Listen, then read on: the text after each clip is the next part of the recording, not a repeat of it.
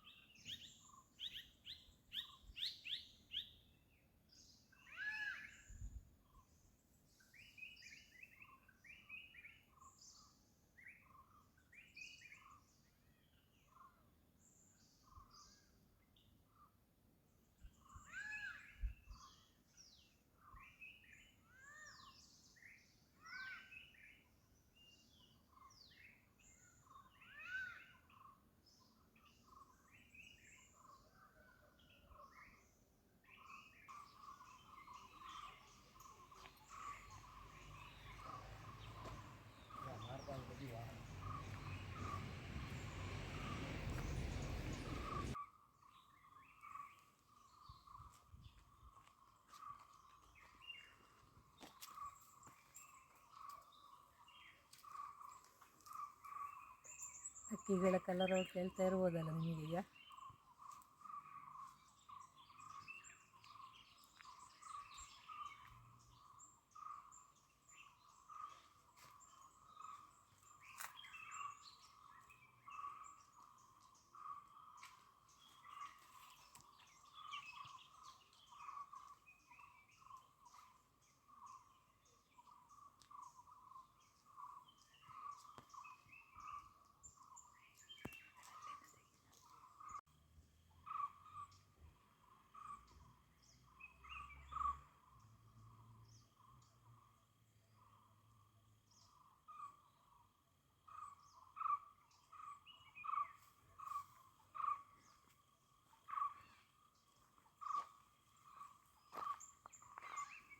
ಆಮೇಲೆ ಚಿಕ್ಕಪ್ಪ ಚಿಕ್ಕಮ್ಮನೊಂದಿಗೆ ಕುಶಲೋಪರಿ ಮಾತನಾಡಿದೆವು.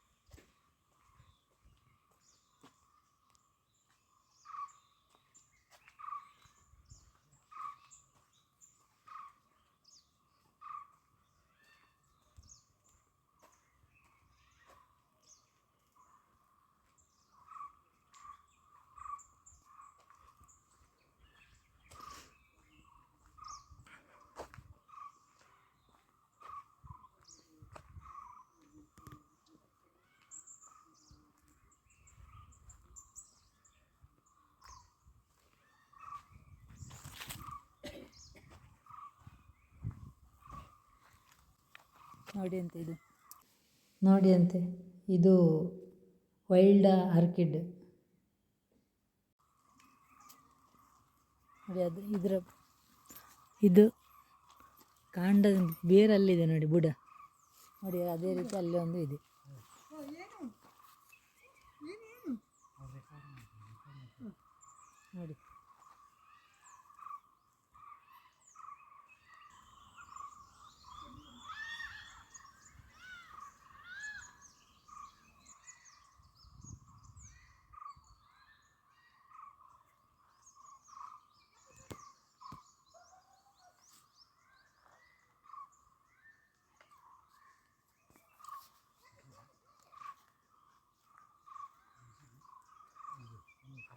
ನೋಡಿ ಇದೊಂದು ನೋಡಿ ಎಷ್ಟು ಚಂದ.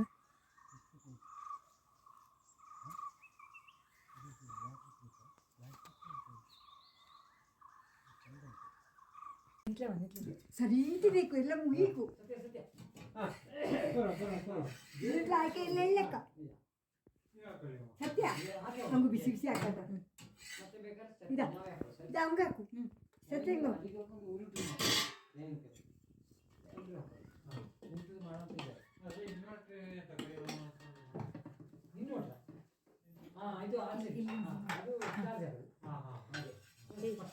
ಇದು ನಮ್ಮ ಚಿಕ್ಕಮ್ಮನ ಅಂತಪುರ.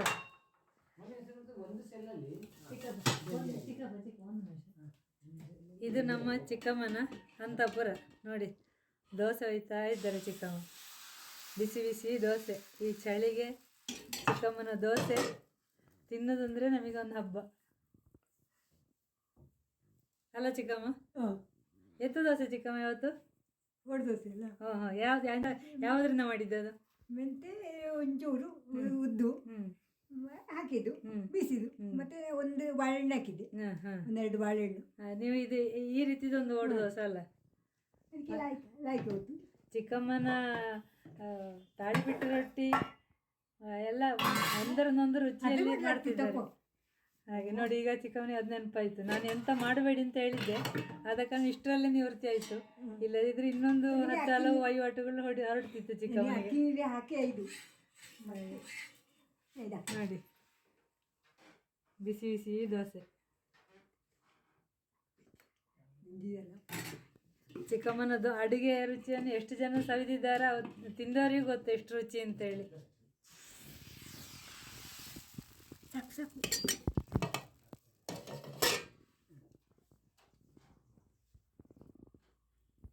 ಚಿಕ್ಕಮ್ಮ ಸೌದೆ ಒಲೆ ಉಪಯೋಗಿಸುತ್ತಿದ್ದದ್ದು.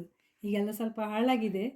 ಆದರೆ ಇದು ಮೊದಲು ನಾವೆಲ್ಲ ಸಣ್ಣದಿರುವಾಗ ಭಾರಿ ಚೆಂದ ಇದರಲ್ಲೆಲ್ಲ ಸೌದೆ ಒಲೆಯಲ್ಲಿ ಅಡುಗೆ ಮಾಡ್ತಿದ್ರು. ಈ ಸೌದೆ ಒಲೆಯಲ್ಲಿ ಮಾಡ್ತಾ ಇರಬೇಕಾದ್ರೆ ಈ ಕೆಳಗಿನ ಪೋರ್ಷನಲ್ಲಿ ಬಿಸಿ ಉಳಿತಿತ್ತು. ಆವಾಗ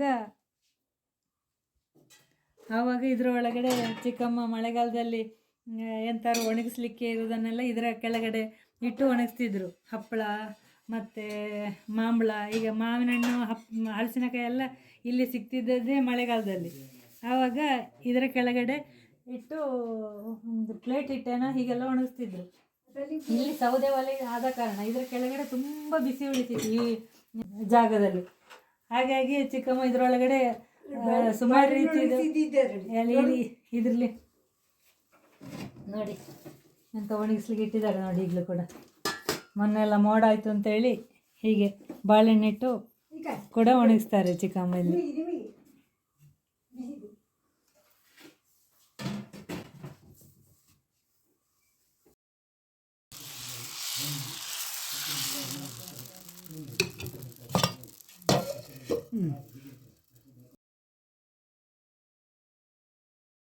ಕಾಫಿ ತಿಂಡಿಯಲ್ಲಾಗಿ ಈಗ ಹೊರಗಡೆ ಬಂದೆವು. ಸಮಯ 9:30 ಗಂಟೆ ಆಗಿತ್ತು. ನಾವು ಅಲ್ಲಿಂದ ಕೆಲವೊಂದು ಜಾಗಗಳನ್ನು ನೋಡಲು ಹೋಗಿದ್ದೆವು. ಅದನ್ನು ನೀವು ಇನ್ನೊಂದು ವಿಡಿಯೋದಲ್ಲಿ ನೋಡಬಹುದು. ಅಲ್ಲಿಂದ ಬರುವಾಗ ಮಧ್ಯಾಹ್ನವಾದುದರಿಂದ ಚಿಕ್ಕಮ್ಮನಲ್ಲಿಗೆ ಬಂದು ಊಟ ಮುಗಿಸಿ ಅವರ ಹೊಸ ಮನೆ ಕಟ್ಟುವ ಜಾಗಕ್ಕೆ ಹೋದೆವು.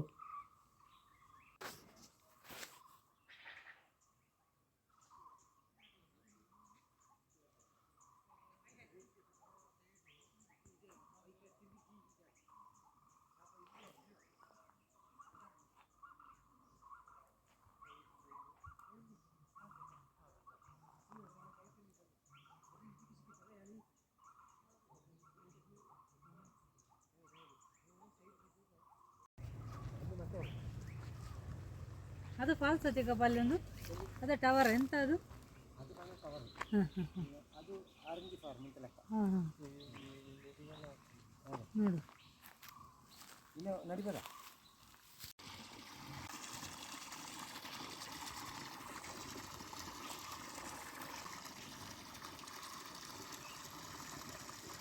ಹೀಗೆ ಚಿಕ್ಕಮ್ಮನವರ ಮನೆ ಕಟ್ತಾ ಇರೋ ಜಾಗ ಇದು.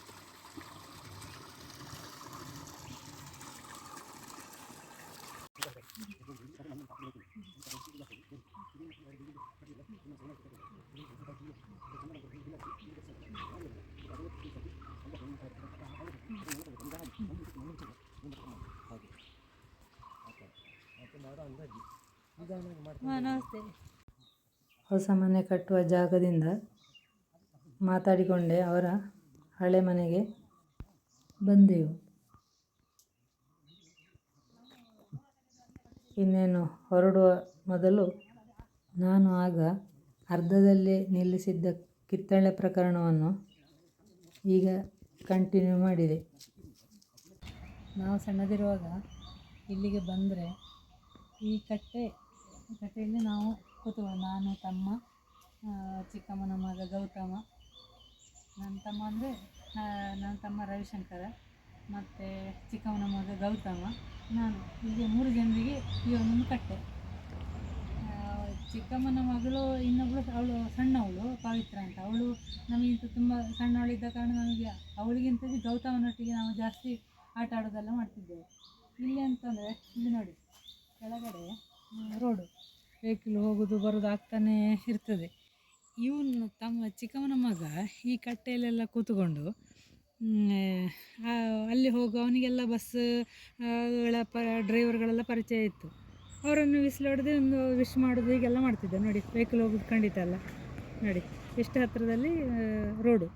ಹಾಗೆ ಅವನಿಗೆ ಬಸ್ಸಲ್ಲಿ ಎಲ್ಲ ಡ್ರೈವರ್ಗಳೆಲ್ಲ ಪರಿಚಯ ಇತ್ತು. ಅಂದರೆ ಸ್ಕೂಲಿಗೆ ಹೋಗುವವನಿಗೆ ಎಲ್ಲ ಡ್ರೈವರ್ ಹತ್ರ ಮಾತಾಡಿ ಅವನಿಗೆ ಪರಿಚಯ ಇರ್ತಿತ್ತು. ಅವನು ಇಲ್ಲಿ ಒಂದು ಹೊಡೆದು ಅವರಿಗೆ ವಿಶ್ ಮಾಡೋದೆಲ್ಲ ಮಾಡ್ತಿದ್ದ. ಹಾಗೆ ನಾವು ಈ ಕಟ್ಟೆಯಲ್ಲಿ ಕೂತ್ಕೊಂಡು ಚಿಕ್ಕಮ್ಮ ಏನಾದ್ರು ತಿಂಡಿ ಮಾಡೋದು, ಅದನ್ನು ತಂದು ಇಲ್ಲಿ ತಿನ್ನೋದು. ಗಮ್ಮತ್ತಂದರೆ ಗಮ್ಮತ್ತಿತ್ತು ನಮ್ಮ ಆ ರಜಾ ದಿನಗಳು. ಅಂದರೆ ನಾವು ಕ್ರಿಸ್ಮಸ್ ರಜೆ, ನಾನು ಕೇರಳದಲ್ಲಿ ನಮಗೆ ಶಾಲೆಗೆ ರಜೆ ಇರ್ತಿತ್ತು, ಕ್ರಿಸ್ಮಸ್ 1 ವಾರ ರಜೆ. ಪ್ರತಿ ಡಿಸೆಂಬರಲ್ಲಿ ಕ್ರಿಸ್ಮಸ್ ರಜೆಗೆ ನಾವು ಇಲ್ಲಿಗೆ 2-3 ಕಾರಣಕ್ಕೆ. ಒಂದು, ಕ್ರಿಸ್ಮಸ್ ರಜೆಯಲ್ಲಿ ಚಿಕ್ಕಮ್ಮ ಅಪ್ಪನಿಗೆ ಕಾಗದ ಬರೆದು ಅಕ್ಕ ಮತ್ತು ಮಕ್ಕಳು ಬರಲಿ ಬಾವ, ಈ ಕಿತ್ಲಣ್ಣೆಲ್ಲ ಈ ಸಲ ಅದು ತುಂಬ ಇದೆ ಅಂತೇಳಿ ಕಾಗದ ಬರ್ತಿದ್ರು. ಅದಕ್ಕೆ ಅಪ್ಪ ರಿಟರ್ನ್ ಹೇಳ್ತಿದ್ರು, ಇಲ್ಲಿ ಅಕ್ಕ ಮತ್ತು ಮಕ್ಕಳು ರಜೆಯಲ್ಲಿ ಬರ್ತಾರೆ ಅಂತೇಳಿ ಅಪ್ಪ ರಿಟರ್ನ್ ಕಾಗದ ಬರ್ತಿದ್ರು. ಹಾಗೆ ನಾವು ರಜೆಯಲ್ಲಿ ಬರ್ತಿದ್ದೇವೆ. ಹೇಗೆ ಬರ್ತಿದ್ದೆ ಅಂದರೆ, ನನ್ನ ಅಜ್ಜಿ ಮನೆ ಸುಳ್ಯ ತಾಲೂಕಿನ ಕಳಂಜ ಗ್ರಾಮದ ಮುಂಡುಗಾರು ಅಂತ ಹೇಳೋದು. ಅಲ್ಲಿಂದ ನಾನು, ತಮ್ಮ, ಅಮ್ಮ, ಅಜ್ಜ ಒಂದೊಂದು ಬಾರಿ ಬರ್ತಿದ್ದೆ, ಒಂದೊಂದು ಬಾರಿ ಬರ್ತಿರಲಿಲ್ಲ. ಅಂತೂ ನಾನು, ಅಮ್ಮ, ತಮ್ಮ ಪ್ರತಿ ವರ್ಷವೂ ಬರ್ತಿದ್ದೆವು. ಬಂದು ಇಲ್ಲಿ ಈ ಥರ ಕಟ್ಟೆಯಲ್ಲಿ ಕೂತ್ಕೊಂಡು ಎಂತ ಮಾಡಿದೆ, ಆ ರಜೆಯಲ್ಲಿ ಬಂದಾಗ ಏನು ಮಾಡ್ತಿದ್ದೇವೆ ಅಂದರೆ, ಚಿಕ್ಕಮ್ಮ ಒಳಗಡೆ ತಿಂಡಿ ಏನಾದರೂ ಮಾಡೋದು. ತುಂಬ ಚಳಿ, ನಮಗೆ ಆ ಚಳಿಯ ಫೀಲ್ ಮಾಡೋದು ಅಂದರೆ ಭಾರಿ ಖುಷಿ. ಆ ಟೈಮಲ್ಲಿ ಇಲ್ಲಿ ತುಂಬ ಕಿತ್ತಳೆ ಸಿಕ್ತಿತ್ತು. ಕೊಡಗಿನ ಕಿತ್ತಳೆ ಒಂದು ಫೇಮಸ್ ಆಗಿರ್ತಿತ್ತು ಆ ಟೈಮಲ್ಲೆಲ್ಲ. ಹಾಗೆ ನಾವು ಬರುವಾಗ ಚಿಕ್ಕಮ್ಮ ಚಿಕ್ಕಪ್ಪ ಎಲ್ಲ ಅದನ್ನು ಕುದಿಸಿ ರೆಡಿ ಮಾಡಿಡ್ತಿದ್ರು. ಚಿಕ್ಕಮ್ಮ ನಮ್ಮನ್ನು ಇಲ್ಲಿ ತಿನ್ನಲಿಕ್ಕೆ ಬಿಡ್ತಿರಲಿಲ್ಲ. ಕಾರಣ ಏನಂತಂದರೆ, ಇಲ್ಲಿ ತಿಂದರೆ ಶೀತ ಆಗ್ಬೋದು, ತುಂಬ ಚಳಿ ವಾತಾವರಣ, ಅದಕ್ಕೋಸ್ಕರ ತಿನ್ನಬೇಡಿ, ನೀವು ಮನೆಗೆ ತಗೊಂಡೋಗಿ ತಿನ್ನಿ ಅಂತಲೇ ಚಿಕ್ಕಮ್ಮ ಹೇಳೋದು. ಅದಕ್ಕೆ ನಾವೆಂತ ಮಾಡೋದು, ನಮಗೆ ತಿನ್ನಬೇಕು ಅಂತ ಆಸೆ, ಕೈ ಹಾಕಿ ತಗೊಳ್ಳಿಕ್ಕೆ ನಮಗೆ ಮರ್ಯಾದೆ ಪ್ರಶ್ನೆ, ನನಗೆ ತಮ್ಮನಿಗೆ. ನಾವು ಆ ಥರ ಮಾಡೋರ್ದಲ್ಲ. ಅದು ಬೇರೆ ಚಿಕ್ಕಮ್ಮನ ಮನೆ ಅಲ್ಲ, ನಾವಾಗಿ ಹೋಗಿ ತಗೊಳ್ಳಿಕ್ಕೆ ನಮಗೆ ಮನಸ್ಸು ಬರೋದಿಲ್ಲ. ಏನು ಮಾಡ್ತಿದ್ದೇವೆ ಅಂದರೆ, ಗೌತಮ ನಮಗೆ ಲೀಡರು, ಅಂದರೆ ಚಿಕ್ಕಮ್ಮನ ಮಗ, ಅವನಿಗೂ ತಿನ್ನಬೇಕು ಅಂತ ಆಗೋದು. ಅವನು ನಮ್ಮ ನೆಪ ಹೇಳಿ ಅವನು ತರೋದು ತಿನ್ನಲಿಕ್ಕೆ. ನಾವು ಅವನು ತರೋದು ಇವನು ತರೋದು ಅಂತ ಹೇಳ್ತಿರಲಿಲ್ಲ, ಸುಮ್ಮನೆ ಅವನು ತರ್ತಿದ್ದ ಒಳಗಡೆಯಿಂದ. ಒಳಗಡೆ ತಂದು ಇಲ್ಲಿ ಸುರಿದು ತಿಂದಕಾರೆ ಚಿಕ್ಕಮ್ಮನಿಗೆ ಪರಿಮಳ ಬಂದೇ ಬರ್ತದೆ. ಅದು ಕಿತ್ಲಣ್ಣಿ ಎಲ್ಲಿದ್ದರೂ ಸುರಿದ ತಕ್ಷಣ ಪರಿಮಳ ಬರ್ತದಲ್ಲ. ಚಿಕ್ಕಮ್ಮ ಓಡಿಕೊಂಡು ಹೊರಗೆ ಬಂದರು. ಓ ದೇವ್ರಿ, ಇಲ್ಲಿ ತಿನ್ನಬೇಡಿ ಮಕ್ಕಳೇ, ನೀವು ಮನೆಗೆ ತಗೊಂಡೋಗಿ ತಿನ್ನಿ, ಶೀತ ಆಗ್ತದೆ, ತಿನ್ನಬೇಡಿ ಅಂತ. ಚಿಕ್ಕಮ್ಮನಿಗೆ ನಮ್ಮ ಮೇಲೆ ಕಾಳಜಿ, ಎಲ್ಲರ ಆರೋಗ್ಯ ಕೆಟ್ಟರೆ ಅಂತ. ನಾವಂತೂ ಚಿಕ್ಕಮ್ಮ ಒಳಗಡೆ ಹೋದ ತಕ್ಷಣ ಇದಿಲ್ಲ, ಒಂದೇ ತಿನ್ನೋದು ಅಂತೇಳಿ ಇಲ್ಲಿ ತುಂಬ ತರ್ತೇವೆ, ತಿನ್ನೋದು. ಅದನ್ನು ಅನುಭವಿಸಿದ ಕಾರಣ ನಮಗೆ ಅದನ್ನು ಇನ್ನೂ ಕೂಡ ಮರೀಲಿಕ್ಕೆ ಸಾಧ್ಯವೇ ಇಲ್ಲ ಅಂತ ಆಗಿದೆ ಅದು. ಇನ್ನೊಂದು ಏನಂತಂದರೆ, ಈಗ ಈ ಮನೆಯಿಂದ ಇನ್ನು ಅವರು ಹೊಸ ಮನೆಗೆ ಶಿಫ್ಟ್ ಆಗ್ತಾರೆ, ಅಲ್ಲಿ ಹೊಸ ಮನೆ ಕಟ್ತಾ ಇದ್ದಾರೆ, ಇನ್ನು ಅಲ್ಲಿಗೆ ಶಿಫ್ಟ್ ಆಗ್ತಾರೆ. ನಾನು ಯಾಕೆ ಈ ಟೈಮಲ್ಲಿ ಬಂದು, ಕಿತ್ತಳೆ ಹಣ್ಣಂತೂ ಇಲ್ಲ ಇಲ್ಲಿ, ಕೊಡಗಿನ ಕಿತ್ತಳೆ ಇವರಲ್ಲಿ ಇಲ್ಲ. ಹಾಗೆ ಅದು ಇಲ್ಲದಿದ್ದರೂ ಇದೊಂದು ವಿಡಿಯೋ ಮಾಡುವ, ಮೆಮೊರಿಗಾಗಿ ಇರಲಿ, ಆ ಮೆಮೊರಿ ನನಗಾದ ಮೆಮೊರಿ ಫೀಲು ನಿಮಗೂ ಒಂದು ಹೇಳುವ ಅಂಥೇಳಿ ಈಗ ವಿಡಿಯೋ ಮಾಡಲಿಕ್ಕೆ ಕಾರಣ. ನಿಮ್ಮಲ್ಲಿ ಇರ್ಬೋದು ಈ ಥರ, ತುಂಬ ಜನರಿಗೆ ಆ ಥರದ ಫೀಲ್ ಇರ್ಬೋದು. ಹಾಗೆ ನಮಗೆ ಈ ಚಿಕ್ಕಮ್ಮನ ಮನೆ ಚಿಕ್ಕಪ್ಪನ ಮನೆ ಅಂದರೆ ಬಹಳ ಪ್ರೀತಿ. ಈಗಲೂ ಕೂಡ ಅದನ್ನು ನಾನು ನಮ್ಮ ಮಗಳಿಗೆ ಹೇಳ್ತಾ ಇದ್ದರೆ ಅವಳು ಕೂಡ ನೀವು ಅಷ್ಟು ಎಂಜಾಯ್ ಮಾಡಿದ್ದೀರಲ್ಲಮ್ಮ ಅಂತ ಅವಳು ಕೂಡ ಖುಷಿ ಪಡ್ತಾಳೆ. ನಾವು ಖುಷಿ ಪಟ್ಟದ್ದು ಅವಳಿಗೆ ಖುಷಿ ಆಗ್ತದೆ ಕೇಳಿ. ಹಾಗೆ ನಿಮ್ಮಲ್ಲಿ ಕೂಡ ಇರ್ಬೋದು ಈ ಥರ ಫೀಲ್ ಆದವರೆಲ್ಲ ತುಂಬ ಜನ ಇರ್ಬೋದು. ಹಾಗೆ ಕಮೆಂಟ್ ಮಾಡಿ ನಿಮ್ಮ ಪೈಕಿಯವರಲ್ಲಿ ನೀವು ಇದ್ದ ಫೀಲನ್ನು ನೀವು ಹಂಚಿಕೊಳ್ಳಿ ಕಮೆಂಟ್ ಮೂಲಕ. ಹಾಗೆ ನಮಗೆ ಇಲ್ಲಿ ಒಂದು ಮೆಮೊರಿಗಳು ತುಂಬ ಇದೆ. ಹಾಗೆ ಇದು ಚಿಕ್ಕಮ್ಮನ ಮನೆ ಮತ್ತೊಂದು ಬಾರಿ ನೋಡಿ. ಈಗ ನಾವು ಸಂಜೆ ಆಯ್ತು, ಈಗ ಚಿಕ್ಕಮ್ಮ ಕಾಫಿ ರೆಡಿ ಮಾಡ್ತಾ ಇದ್ದಾರೆ. ಹಾಗೆ ಇಲ್ಲಿ ಇನ್ನು ಕಾಫಿ ಕುಡಿದು ಇಲ್ಲಿಂದ ನಮ್ಮ ಮನೆಗೆ ಹೋಗೋದು.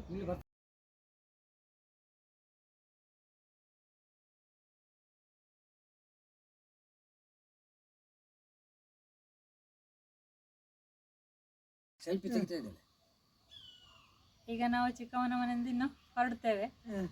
ಈಗ ಇವರು ಈ ಮನೆಯಲ್ಲಿದ್ದಾರೆ, ಹಳೆ ಮನೆಯಲ್ಲಿ. ಮತ್ತೆ ಹೊಸ್ತು ಕಟ್ತಾ ಇದ್ದಾರೆ. ಇನ್ನು ಅಲ್ಲಿ ಈಗ ಅವರು ಶಿಫ್ಟ್ ಆಗ್ತಾರೆ ನೆಕ್ಸ್ಟ್. ಇನ್ನು ಅಲ್ಲಿ ಸಿಗುವ. ನಿಮಗೆ ಇಷ್ಟ ಆಗಿರ್ಬೋದು ಅಂತ ಯೋಚನೆ ಮಾಡಿದ್ದೇನೆ ಈ ವಿಡಿಯೋ. ಇಷ್ಟ ಆದರೆ ಲೈಕ್ ಮಾಡಿ, ಶೇರ್ ಮಾಡಿ, ಸಬ್ಸ್ಕ್ರೈಬ್ ಮಾಡಿ. ಓಕೆ, ಬಾಯ್ ಬಾಯ್.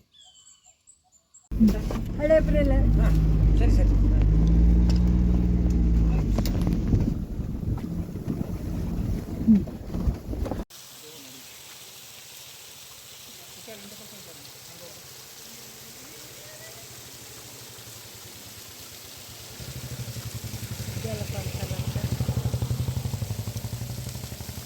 ಅಜ್ಜಲ ಫಾಲ್ಸ್ ಇದು ನಮ್ಮ ಚಿಕ್ಕಮ್ಮನ ಮನೆ ಹತ್ರನೇ ಇರೋದು. ಮಳೆಗಾಲದಲ್ಲಿ ಜಾಸ್ತಿ ನೀರು ಬರ್ತದೆ. ಈಗ ಇಷ್ಟಾದರೆ ಇದು ನೋಡಿ ಎಷ್ಟು ಎತ್ತರದಿಂದ ಬೀಳ್ತದೆ.